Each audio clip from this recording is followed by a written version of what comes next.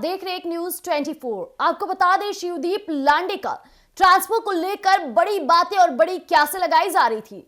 हालांकि अचानक से शिवदीप लांडे जब ट्रांसफर के लिए देते हैं, अपने पत्र को जारी करते हैं, इसके बाद से बड़ा बयान और बड़ी भूचाल सी आने लगती है। क्यासें ये भी लगाई जाती है कि अब वो प्रशांत किशोर की पार्टी में शामिल होंगे, क्योंकि आए दिन प्रशांत किशोर की पार्टी में बड़े आईपीएस और आईएएस अधिकारी का जाना शुरू हो चुका था।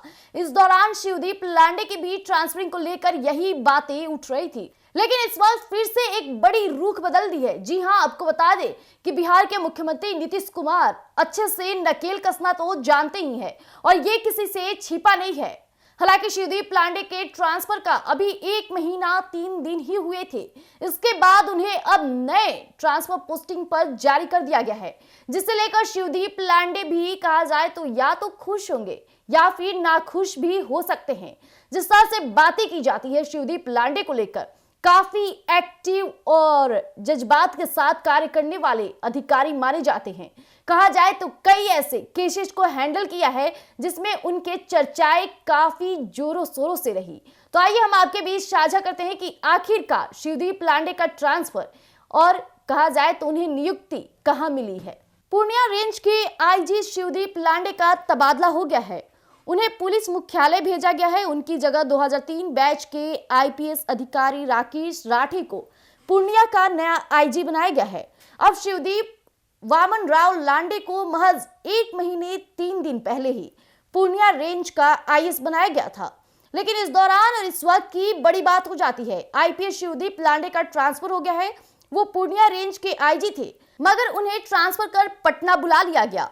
उनका तबादला पुलिस मुख्यालय पर कर दिया गया है। उनके स्थान पर 2003 बैच के आईपीएस राकेश राठी को पूर्णिया रेंज का आईजी बनाया गया है। ये बहुत बड़ी बात हो जाती है और शिवदीप लांडे का ट्रांसफर हो गया। वही 6 सितंबर को पूर्णिया आईजी के रूप में मुजफ्फरपुर से स्थानांतरित होकर पूर्णिया आईजी के रूप में ज्वाइन किए थे।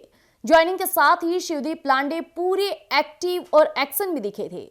सीमांचल के मादक पदार्थों खासकर स्मैक मामले में शिवदीप लांडे कड़ा रुख अख्तियार किए हुए थे, लेकिन कुछ दिनों के बाद ही उन्हें 19 सितंबर को आईजी पद से त्यागपत्र दे दिया।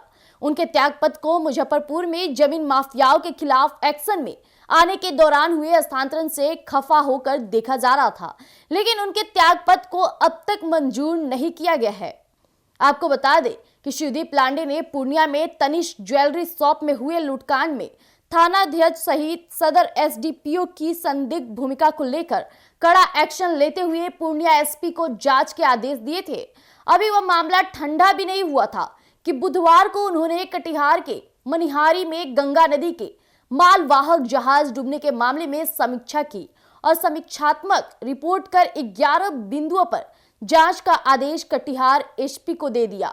अब ऐसा माना जाता है कि शिवदीप लांडे का तबादला उसी आदेश का रिएक्शन है। अब शिवदीप लांडे ने कटिहार के मनिहारी के पास 2 साल पहले मालवाहक जहाज डूबने के मामले में बड़ा एक्शन लिया था और जैसा कि मैंने आपको बताया कि 11 बिंदुओं पर नए सिरे से जांच के आदेश भी दिए थे, समेत अन्य अधिकारियों को भी भूमिका संदिग्ध पाई गई थी। इस अनुसार आपको बता दें, मनिहारी के तत्कालीन थानाध्यक्ष, CEO, SDO, SDPO, MEY, DTO, mining पदाधिकारी समेत अन्य अधिकारियों को भूमिका संदिग्ध पाई गई थी। इस दौरान अधिकारियों की भूमिका की जांच में आदेश भी दिए थे।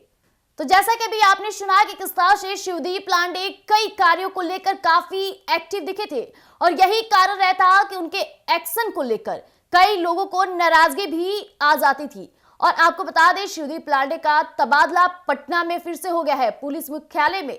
यानी शिवदीप लांडे अब पटना में अपना जलवा बिखेरेंगे और देखने वाली बात हो जाएगी कि मुख्यमंत्री नीतीश कुमार जिस तरह से अपने अधिकारियों पर तुरंत एक्शन लेते हैं और उनके ट्रांसफरिंग को लेकर नए पोस्टिंग में जारी कर देते हैं, ये बहुत बड़ी बात और बहुत खास हो जाती है।